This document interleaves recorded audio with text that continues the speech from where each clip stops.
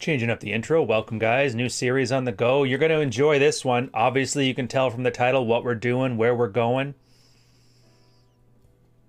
There she is. Vila, Manipulated Man. The first 3 chapters, A Slave's Happiness, What is Man, and What is Women. Welcome, everybody. We're going with some nice chill hop. Some nice chill filters. We just finished When I Say No, I Feel Guilty after coming off the heels of the Antibiotic Nuke, No More Mr. Nice Guy by Dr. Robert Glover, a bunch of other stuff. We're going to continue down the line. The next one I like to have for a very intro level, what is Red Pill? What am I doing with this thing? And what hole do I stick it into? Vila's The Manipulated Man. And I think it's important to do this because you can't really read this book with your eyes. You have to read it with your eyes. You can't read it with your heart. It's a very outdated book. It was written in like the 60s and the 70s by a boomer feminist. And you're going to notice a lot of the stuff she talks about here is the stuff that you're going to hear the PowerPoint MGTOW channels, the second wave MGTOWs, I jokingly call them. The guys who talk about being black-pilled, or and most importantly, the men's rights activists. Or as they like to call themselves, please, lady, give me the rights that I want. You're going to see a lot of their talking points in here, and so you're going to kind of understand where it came from, which is essentially second wave feminism. I find the irony in that one kind of interesting, but we're going to get that into detail. So we're following a little bit of a different format right now. I don't know if you're catching this live or after the fact, but if you're catching it live, you're going to notice shorter videos back to back right after the day. So you see there's also going to be a part 2 on this one that's coming up in about half an hour. Don't pay too much attention to the time. Just realize that as soon as this one's done, we're switching over. That way we don't have to waste an hour of somebody's time to learn a point that maybe they're going to get half an hour at a time, just a quick lunch break, whatever. Let me pull up the notes. Look at that. Nice to meet you from Vietnam. It's nice to meet you as well from Canada. So we're starting on this one, and if you haven't seen it, it's very easy to find online and off. Like, it's tons of material that's been out there already. It's a Google search away. If you're in the locker room or the Patreon forums that I have set up for the Patreon subscribers so they can talk in a more discreet environment, you're going to see it right there, right on the first page in the syllabus. We'll start it off with skipping a lot of the rigmarole, and we're going to talk about the most important part that she starts off with. So here is a list of issues which she recognized in the original book to be men's most significant disadvantages compared to women. This is where you're going to see the information is sort of outdated. 1, men are conscripted, women are not. 2, men are sent to fight in wars, women are not. Stopping on these ones right here. The war argument, that always comes up. Well, men can be drafted and women can't, which I know there's been some laws in the States which have opened up the draft to women and then feminists went all against it. It's a common problem that guys have when they look at these things as if they're a logical set of grievances that need to be addressed through rational debate, and that's not how it works. Feminism, for the most part, is not an ideology or a movement. It's a tactic.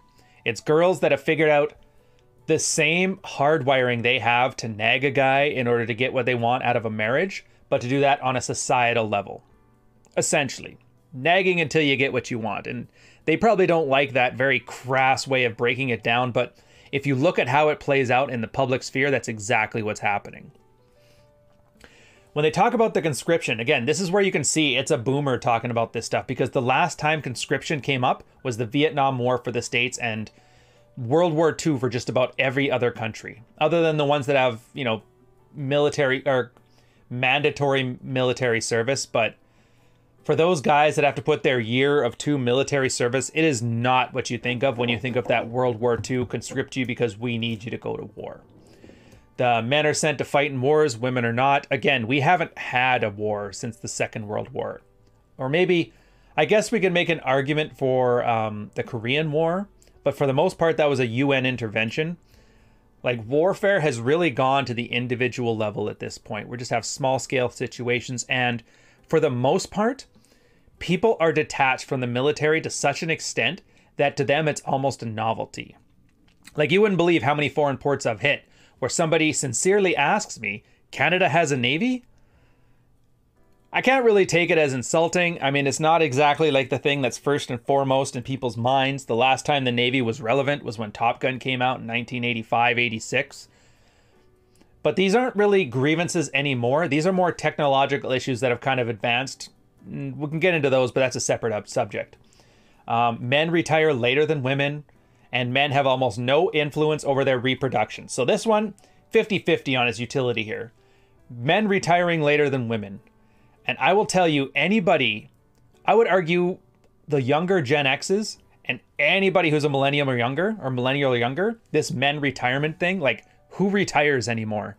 The social safety net has eroded. So again, you see here that they're blaming societal changes. We can argue if they're good or not, globalism, what have you. But these aren't men and women's sexual dynamics. But that's the problem, is they kind of get jammed into there.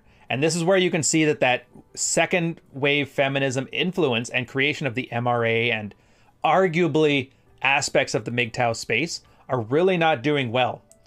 Like, MRAs have essentially adopted the female strategies for male sensibilities, and it's not working for us. There hasn't been a single MRA victory in, I would argue, at least 50 years, and the organization's only been around for 51. So their last good thing they've done was create the MRA. The men having no influence over reproduction. For men, there's neither a pill nor an abortion. They can only get children women want them to have. And this is arguably still as true today, if not more so. It's the one thing they nailed. Best way to articulate this is to look at the decision gates a girl has when she decides to have a baby. There is the decision to have sex. She can have sex or she can not have sex. Now, we're not arguing efficacy, just that it's a decision. We have birth control. That's hers. That she can say not to have sex unless the guy uses birth control, aka a condom. After that, we have the Plan B pill, that oopsie pill. Then after that, we have the pregnancy. Now with pregnancy, abortion is a serious opinion or a serious option that's out there, and it is the worst you could say about it is people have to go through a little bit of crap. Like, maybe they're obliged by some of the more conservative states in the States, or maybe some of the conservative countries, to have to go through some kind of shaming tactic to let them know, just so you know, like, make a look at the ultrasounds, whatever. But there's nothing stopping you. The worst thing you'll say is that, well, I had to drive 2 states over. Well, you know what? It's an 18-year commitment, so I have very little sympathy for a girl that has to take an entire day off of work in order to do this. Meanwhile, a guy has no say in it at all. Beyond that, then, and they're making arguments. You could argue each different trimester comes with those things, but the point is there's many decision gates there. And then once the birth happens, you have adoption as an option and financial abandonment. This is the big one. Guys have been fighting for this in the MRA for God knows how many decades. Women have had it as long as I can remember. You drop the kid off at a church, drop it off at a fire station, right there. Girls are hands off. As long as you don't throw the baby in a dumpster, a girl can abandon her motherly duties on a whim. And nobody has that in the men's space. So this is the one thing I would argue, if the MRA were to make a hill to die on, this would be it. And they've failed miserably. And so from a red-pilled perspective, knowing that the law is set up where you have zero decision on this while the girl has all the decision, you really have to fight for that. And this is the iron rule of Tomasi, that always be in control of the birth control. Understand that after the money shot, your ability to influence your freedom and your choice is limited to 0. Now, there's strategies around that, but those ones tend to be more on the illegal side, so we don't really discuss those. The next one's here. Men support women. Women never or only temporarily support men. This one is true, and it's still true. Like, again, it's an MRA thing for the most part, but girls don't like the idea. As soon as they have to support a man, unless it's like a temporary situation, like a sickness or an unemployment stint for a little while, it ends up becoming, well, he's just a deadbeat, and then they look for reasons to check out of the marriage while absolving themselves of responsibility for doing so, because they still want to be a good person. That's a good mapping of the terrain. I wouldn't argue... Actually, we'll get to that part at the end. So men work their whole lives. Women only work temporarily or not at all. This is slowly changing, but I wouldn't argue for any altruistic reasons. Women have become a lot more distrusting of the male condition. and they don't like the idea. Like, a lot of women have watched their parents' marriages, and watching dad who provided for the family and put mom on an allowance, they found that to be so demeaning that they promised themselves never to put themselves in a position where they had to rely on a man. It's a very untrusting thing. I'm not going to argue whether it's a justified or a not justified one. As far as the girls go, her feeling about that is completely true. And so that's all that matters. And that's they act according to those feelings. So just be aware, as a guy, you don't have to be the breadwinner in the family, but you also have to be at least self-sufficient. And this taps into the luxury brand thing. Again, it's a topic for a separate video, but just realize this doesn't mean you have to make more money than your girl, because that's increasingly becoming a moot point. Girls are just earning more money right now, and increasingly men are earning less. So just be aware, as long as you're earning enough that you that you don't become a dependent, the economic factors aren't a giant scenario. Next one is, though even male men work all their lives and women only work temporarily or not at all, on average, men are poorer than women. And yeah, that cheaper to keeper thing, complete lie. Men are finding through divorce, even after all the state-sanctioned payments, they're still finding more disposable income. The whole issue with a relationship is that men aren't ready from a traditional standpoint until they reach a situation of economic surplus. In other words, they're more productive and they earn more than they would need to spend on their own. We have, and I hate this topic. Like, it's a good topic. It's important to understand the roadmap, but I hate preaching about it because it's got that whole MRA grievance. Yeah, that's it thing about it. We'll get into why on that later, but one of the stats they love trotting out is in New Zealand. They did a study and they found out that women en masse are a larger tax burden than they are a tax producer, and men are the exact opposite. So it's literally playing out the relationship arrangement, but on a societal level. So it's very interesting to know. This isn't something that being in a relationship or going your own way is going to solve. It's a problem of humanity, not of Stacy that you thought about wifing up. The next part, men only borrow their children. Women can keep them, as men work all their lives and women do not automatically rob their children in cases of separation, with the reasoning that they have to work. As one can see, if anything, the female position of power has only consolidated, which is true.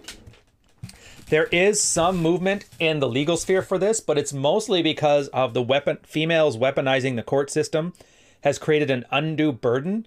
And so for the sake of easing the tax on it, they kind of switched to a more, I don't even want to say egalitarian, but a more scripted response. You earn X, she earns Y, put through the calculator, and here's what people are owed. But there's still laws, for example, on Canada's books that to be a primary custodian, if you're a guy and the primary custodian of your child and the mother lives in the house with you, you actually need a signed letter from the woman saying, yes, he's the primary caregiver of this child. Men don't get to have kids, men get to sire children. And you're a father at the whims of mom. This is just a reality of the situation as it is now. You don't have to like it, but you do have to understand it. Now, legally, this doesn't mean it's a prison. There are certain legal things you can do, decisions you can make. But again, that's a solution-oriented thing. This is more so about going through this book and the parts that matter to you. The Married Red Pill has a great thing called a Better Beta's Divorce Guide. And I'm trying to remember who wrote it, but there was a one about how to establish to the courts you're being a good father. 2 articles, really good. I'm sure somebody in the chat will probably know what I'm talking about. Hopefully Rule Zero Dad's in here. He's pretty switched on this stuff.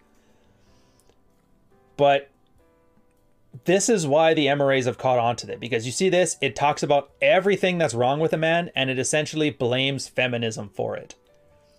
It's very appealing to a guy from a branding perspective because, well, not only from a branding perspective, but also from a feminist perspective, or like a business perspective or a government perspective, because things are a bad deal for men, but all of these things are opt-in problems.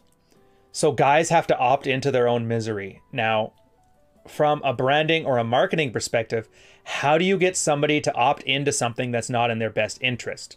Well, emotional attachment is a very easy way. You can make a persuasion for a guy that it's in his own best interest, but that takes a lot of work. And that attacks too many frontal lobe stuff. So what you do is you attach yourself to the limbic brain. You get strong feelings. And the easiest feeling to have is anger. You tap into a guy's anger, and he's more willing to put up with all of these things as long as he gets to cathartically yell at the clouds over how it's not fair, and he's very angry, and this is the problem of those damn liberals, or this is the problem of those damn feminists. Find a scapegoat, get a guy angry. He'll still do this thing just because he feels vindicated that he knows the rules now. And this is what ties into that quote I give you about a man would rather live a miserable life story that he knows the ending to than write himself his own life story that has a better ending, but he doesn't know how it's written. People are very comfortable in prisons of knowability. And this is, again, why a lot of the MRA is just about validation seeking. Most of the people's arguments there, and I would say MGTOW too, for this same anger reason, they just want validation. They want to be told that they're right and all of this stuff is right and they're downtrodden. But most guys do not make issues to absolve themselves of any of these situations. Again, it puts women on the pedestal. And this is why so many guys see pickup artists or red pill guys as, oh, they're just putting pussy on a pedestal. Well, the MRA and MGTOW position, the MRA position is if a woman says it's legit, then it's legit. So they actively want feminists and female leaders of the MRA to basically tell them that they're right. Just tell me what I want to hear. MGTOWs is the same thing. I'm going my own way. And if it was their own way, a lot of their content would be about best way to wakeboard or best way to cook a steak. Instead, what you're getting is constant complaining about the situation and how bad they have it because, again, they want acknowledgement. Women, tell us you're stepping on our neck. And they're like, you guys are nerds. Get out of here. Next section is called The Slave's Happiness, by the way. So I'll quote a section in here that I found perfectly representative of the male situation. The lemon-colored MG skids across the road, and the woman driver brings it to a somewhat uncertain halt. She gets out and finds her left front tires flat. So without wasting a moment, she prepares to fix it. She looks towards the passing cars as if expecting somebody, and recognizing this standard international sign of a woman in distress, a weak female let down by male technology, a station wagon draws up. The driver sees what's wrong at a glance and says comfortably, "Don't worry, we'll fix that in a jiffy." To prove his determination, he asks for a jack. He does not ask if she's capable of changing the tire herself because he knows she's about 30, smartly dressed with makeup that she isn't. Since she cannot find a jack, he fetches his own together with his tools, and 5 minutes later the job is done and the punctured tire properly stowed. Hands are covered with grease. She offers him an embroidered handkerchief, which he politely refuses. He has a rag for such occasions in his toolbox. The woman thanks him, apologizes for her typically feminine helplessness. She may have been there till dusk, she says, had he not stopped her. He makes no reply, and as he gets back into his car, gallantly shuts the door for her. Now, through the wound-down window, he advises her to have her tire patched at once and promises to get her garage man to see it the next evening, and then she drives off. The man collects his tools, goes back to his car, and wishes he could wash his hands. His shoes has been standing in the mud, are not as clean as they should be. He's a salesman. What more will he have to hurry to keep his next appointment? So as he starts his engine, he thinks women, one more stupid than the next. He wonders what he would have done or what she would have done had he not been there to help. He puts his foot on the accelerator and drives off, a little faster than usual, more dangerous. There's a delay to make up, and after a while he starts to hum to himself. In a way, he's happy. Almost any man would have behaved in the same manner, and so would have most women. This story, it's a bit dated. Who drives cars nowadays? What guy knows how to change a tire? But it's Captain Save-A-Ho. It's simping at its most basic form. A guy will think to himself, a woman has agency when he wants her to, and she won't have agency when she doesn't. I like linking to it, but The Last Psychiatrist has a good article on this one where he talks about an Acura commercial. I believe that's in the Real Men Drink Guinness, but don't ask them to pay for it. I'll put a link in the chat here. You guys can read this one afterwards if you're so inclined. I'll throw it in the description as well. It's the second half of this article where he talks about the Acura ad. It's the same thing. A girl keeps running from umbrella to umbrella with a man in order to get to her car. And the idea is, why didn't she ask any of them to walk to the car? It's the same thing. Guys have this heroic need to want to be manipulated, and they know they're easily manipulated. This instinct he has is the idea of protecting a woman for sex. Whether he knows it or not, that's the underlying motivation. So the idea of asking her if she's competent and able to do this and just missing the tools never crosses his mind. Same way in that Acura commercial, that asking one of the guys to walk her to her car never crosses her mind. Guys are just seen as tools, and guys like being tools because it has that innate instinct to protect women, which worked great when you were in a tribe of 50 monkeys versus 50 other monkeys. But now we're grown adults in an 8 billion person world. It does not work. Women still keep this strategy with them because it's a very good one. It's called topping from the bottom. You play helpness, they call you an idiot. As long as you don't have an ego attached and not being associated with the identity of an idiot, you get what you want. Like, it's very clever, and it works extremely well. So I think one of the worst things as a guy you can do is assume women are stupid. Not because they are or they aren't. We're putting that aside. It's just because by you dismissing somebody as less than human, it puts you in the position of a useful idiot, while at the same time thinking yourself noble for the thing. And this is where I do not like that trad idea of the nobility of man, that soft Sierra law of, well, my woman doesn't drive, I drive her everywhere. I'm like, yeah, they do that in the Middle East too. The only difference is they don't ask the woman to thank them for it. Next section is what is man, where they go through some descriptions on what is a man, what is a woman. And in this case, a man is a human being who works. You're going to notice this too, same as the old order thinking stuff, the Jordan Peterson type stuff, the PragerU, the conservative grift. They always look at the beta buck side of things and they don't look at the alpha fuck side. So you're going to notice a lot of this is about the plow horse, the man who's good enough to get a wife at the tail end of I wasted my 20s after she threw on a sun hat and summer dress, and now she's ready to settle down, and she's a very good girl. Just trust her on that one. So by working, he supports himself, his wife, and his wife's children. Notice there, very clever. It's not just saying that women get to have children and men don't. This covers the divorce thing too, like his wife's children. Again, stepping up as the stepfather. That's the exact same plow horse opt-in. Oh, well, this stupid girl end up finding herself, she got hoodwinked by an abusive man. I'll save her from her own stupidity. Meanwhile, he's putting somebody else's kids through college while she may be going back and sleeping with the ex every now and again.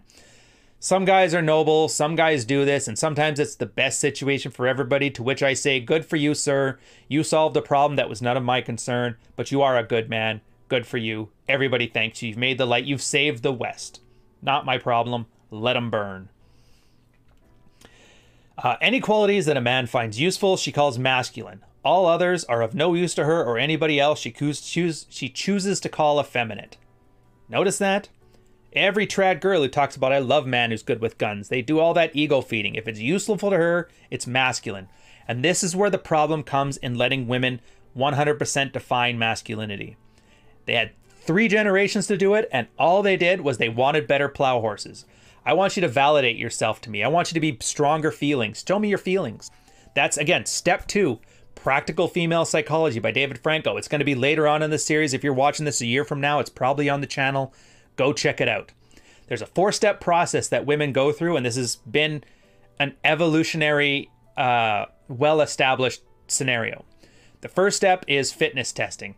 Is this man able to put up with my crap and be like a stronger person? Can I look up to him as my hypergamous best option? Second one is communication. She wants the man to commit to her, and the way he does that is by talking about his feelings. That's one of the ways.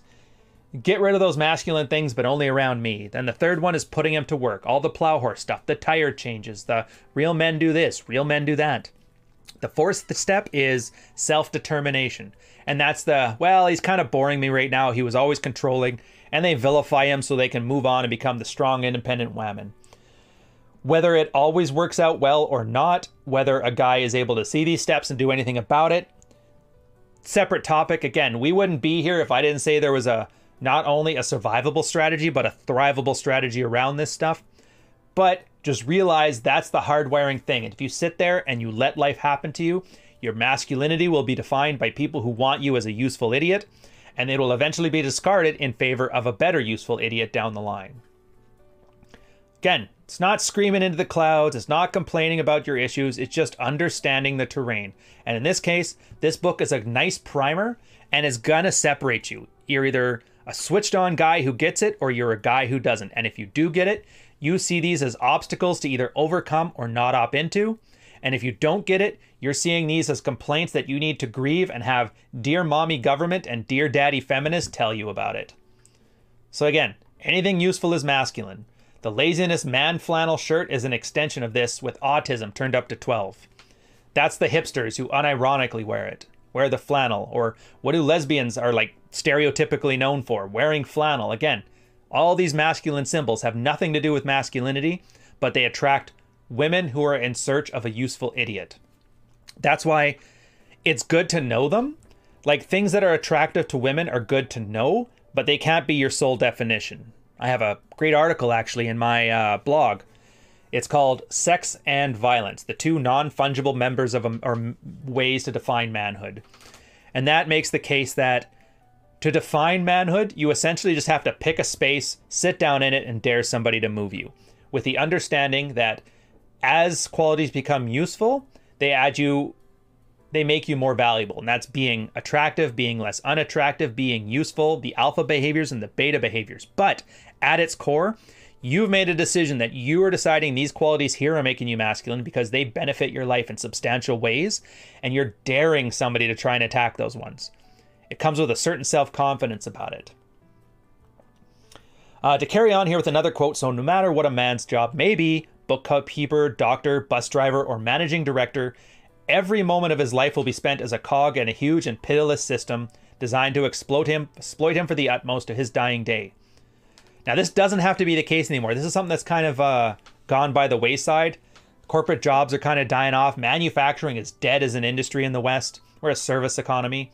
We're so abundant that I would consider this current thought-pocalypse as the greatest boon for men that we've ever known. We are freed from all of this, just so long as we make the risky decision to make our own way. Start your own business, become an influencer, play Minecraft professionally. It doesn't matter. You could, again, sit down, this is what I'm doing, and this defines me as a man because this is what I'm finding useful to me. Yeah, chopping wood all day with an axe sounds more masculine on paper, but the guy who only has to work 10 hours a week playing Minecraft, earning $1 million a year, and living the life he wants, how could you argue that freedom is any less masculine than a guy that can haul logs for a living? It's really hard to. Other than that guy can haul logs for me, girls don't like Minecraft. That's basically it. Ask yourself, though, who decides that dichotomy? I'll tell you right now, it's not men. So the one thing that has stuck around is this. A man who changes his way of life, or rather his profession, for life and profession are synonymous to him, is considered unreliable. If he does that more than once, he becomes a social outcast, remains alone. It is no longer this way.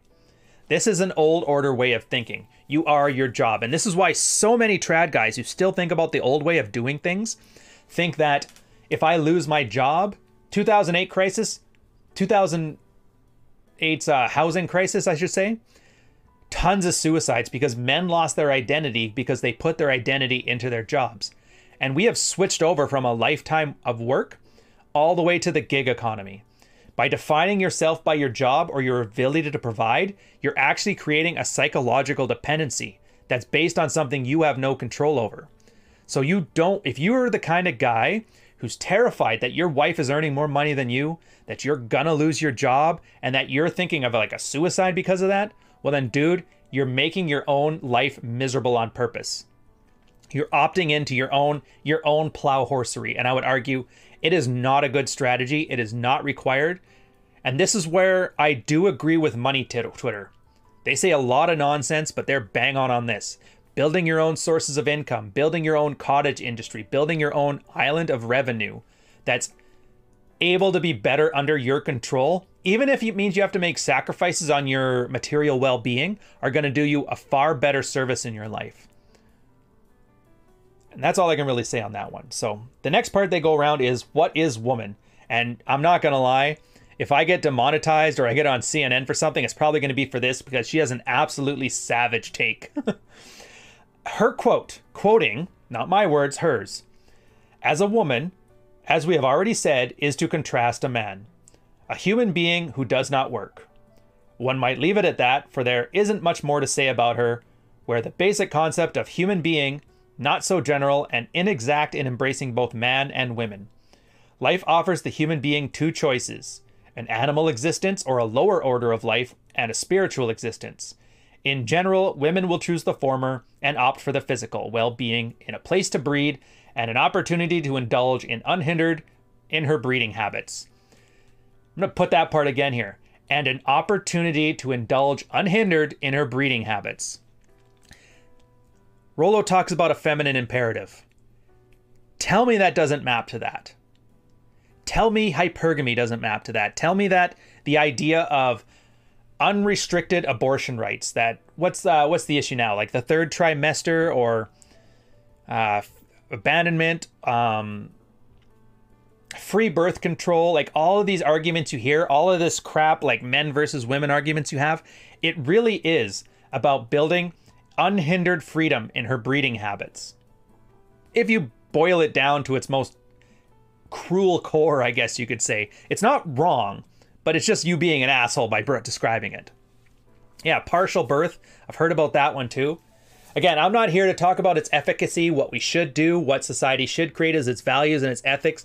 It's not my place, and I really don't care less about these arguments because I don't want to have any more spurging out in my comments than I need to.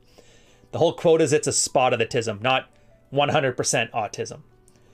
But you're going to see a lot of women, and this was that feminist argument about is it a stay-at-home mom or is it a working girl? At the end of the day, it didn't matter. It was just about the freedom to have it all. So there's some truth to it too, though. And this is where there's an article by No Ma'am, the women, the most responsible teenager in the house. Let me pull that one up here. I will put that in the chat as well. Again, it's a good read if you got time. This is, now I'm warning you right now, this is like the first generation Aaron Clary's type MGTOW stuff. It's more of a complaint than anything.